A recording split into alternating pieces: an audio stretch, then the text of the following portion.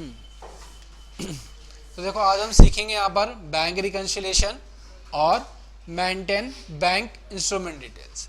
Basically bank reconciliation और maintain bank instrument details का यहाँ पर यूज़ क्या है। बैंक रिकंसिलिएशन है आपका कि जैसे कि हमने किसी भी पार्टी से क्या करा, आज की डेट में चेक ले लिया, या किसी भी पार्टी को हमने क्या करा, आज की डेट में पेमेंट कर दिया, चेक के थ्रू पेमेंट कर दी। अब क्या होता है कि हमने पेमेंट कर दी, हम अपने अकाउंट्स के अंदर हाथों हाथ क्या कर देते हैं, माइनस कर देते हैं। लेकिन ऐसा नहीं होता, बैंक क्या करता है, सेम टाइम में माइनस नहीं हो पाता हमारा अमाउंट, कुछ दिनों के बाद होता है यहाँ पर। तो हम क्या करते हैं, हर महीने या वीकली बैंक स्टेटमेंट अपने पास मंगवाते हैं। उस बैंक स्टेटमेंट से क्या करते हैं, हम टैली करते हैं, चेक करते हैं कि हमने जो चेक इशू किए वो सारे के सारे चेक क्लियर हो गए, या फिर जो हमने चेक बैंक के अंदर डिपॉजिट किए थे वो सारे के सारे चेक क्लियर हुए हैं या नहीं हुए। हम चेक करते हैं बैंक रिकंसिलिएशन के थ्रू। और ये option bank installment details basically क्या है हमारा, ये चेक नंबर या ट्रांसफर एनईएफटी मोड डालने के लिए कि हमने जो ट्रांजेक्शन करी है उसका टाइप क्या है। ठीक है, तो ये फीचर इसके साथ काम आता है। अब जैसे कि हमने किसी पार्टी को पेमेंट किया,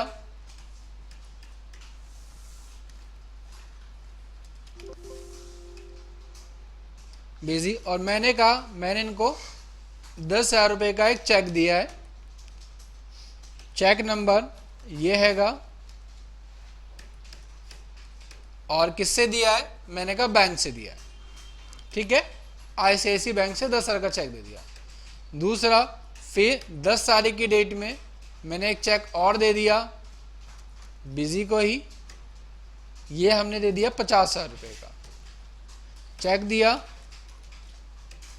चेक नंबर ये है, और हमने इशू किया आईसीआईसी बैंक से।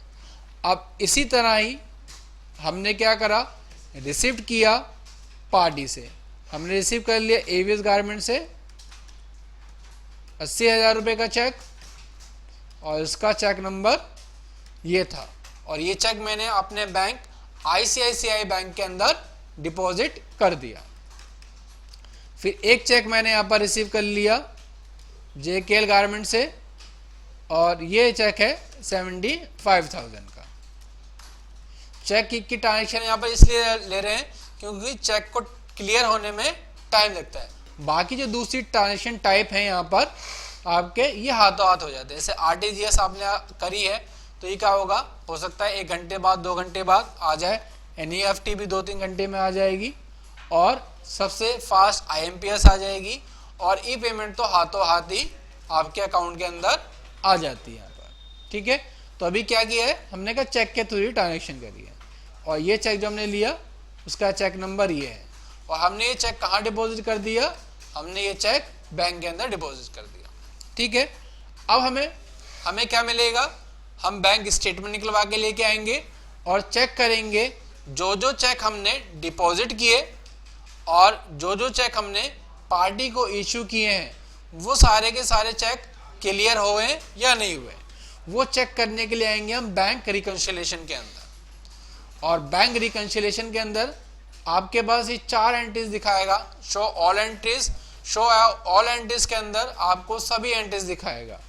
Show unclear entries, show unclear entries के अंदर वो एंट्री दिखाएगा जो आपने बैंक के अंदर डिपॉजिट किए या आपने विड्रॉ किए लेकिन क्लियर नहीं हुए। शो क्लियर एंट्रीज के अंदर वो एंट्रीज दिखाएगा जो बैंक के अंदर क्लियर हो गए। और रिकंसाइल के अंदर आपको 2 चीज दिखाएगा, एक आपका एक्चुअल बैंक बैलेंस और दूसरा आपका लेजर बैलेंस। 2 चीजें, दोनों ही डिफरेंट। ठीक है, तो सबसे पहले हम देखते हैं शो ऑल एंट्रीज।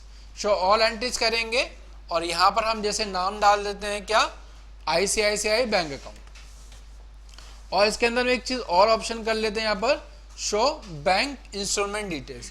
यानी कि इससे क्या होगा, अब हमको चेक दिखाई दे जाएंगे यहाँ पर सारे के सारे।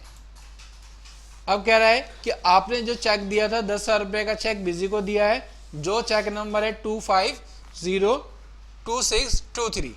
अब आपके पास बैंक स्टेटमेंट आएगी और आप बैंक स्टेटमेंट में चेक करेंगे कि ये वाला चेक जो है क्लियर हुआ है या नहीं हुआ। अगर क्लियर हो गया होगा तो आप यहाँ पर F4 बटन दबाएंगे और जब क्लियर हुआ है उसकी वो डेट डालेंगे। जैसे मैंने कहा कि 3 तारीख की डेट में क्लियर हुआ और इसको मैं यहाँ पर कर दूंगा क्लियर फुल वाउचर। अब इसके बाद मैं ये चेक देखूंगा ये चेक क्लियर हुआ या नहीं हुआ। क्लियर हो गया होगा तो F4 बटन दबाऊंगा और डेट डाल दूंगा जिस डेट में क्लियर हुआ होगा और यहाँ पर क्लियर फुल वाउचर। उसके बाद यहाँ पर फिर मैं इस एंट्री में आऊँगा। अगर ये चेक क्लियर है तो इसकी क्लियरिंग डेट डालूंगा और यस कर दूंगा। उसके बाद ये एंट्री चेक करूंगा, ये एंट्री क्लियर है तो यहाँ पर डेट डाल के यस कर दूंगा। फिर ये एंट्री चेक करूंगा, F4 बटन दबाऊंगा और यहाँ पर जिस डेट में क्लियर हुआ है वो डेट डालूंगा। ठीक है, सारी एंट्री क्लियर करी और हमने यहाँ पर एक एंट्री है 75,000 की क्लियर नहीं करी। अब इसके बाद हम चेक करेंगे show unclear entries. Show unclear entries में देखेंगे तो हमको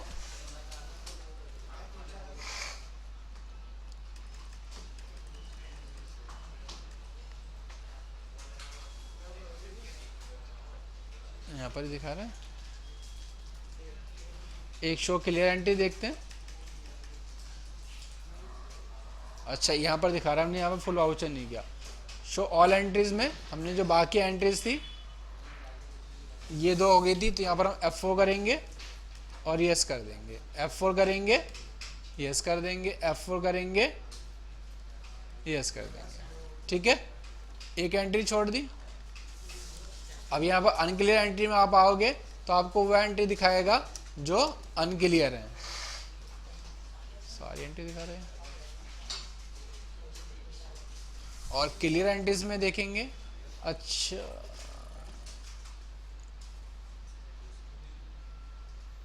few entries in this voucher have been reconciled,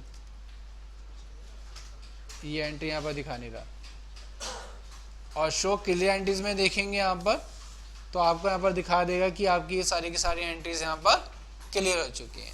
और अब अगर यहाँ पर आप इसका रिकंसिलिएशन स्टेटमेंट चेक करोगे तो रिकंसिलिएशन स्टेटमेंट में आपको दिखाई देंगे, यहाँ पर देखो एक्चुअल बैंक बैलेंस आपको कितना है, कह रहा ये है। ठीक है, चेक डिपॉजिट आपने इतने के किए हैं और bank balance as per ledger आपका कितना है, इतना है यहाँ पर। ठीक है, एक्चुअल बैंक बैलेंस इतना है और bank balance as per ledger के हिसाब से इतना है। एक्चुअली हमने क्या करा है, जो हमने यहाँ पर एंट्रीज हैं 10 लाख वाली, हमने यहाँ पर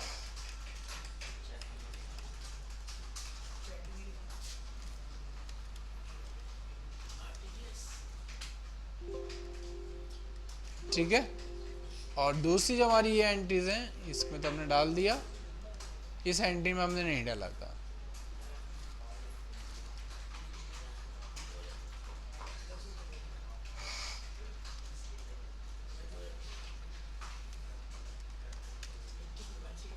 ठीक है, अब यहाँ पर रिकंसाइल स्टेटमेंट करेंगे तो यहाँ पर आप देखोगे चेक डिपॉजिट किए हैं बट नॉट क्लियर, इतने के चेक हैं और actual bank balance as all ledger आपका दिखा रहा है यहाँ पर कितना है, 60,000 रुपये।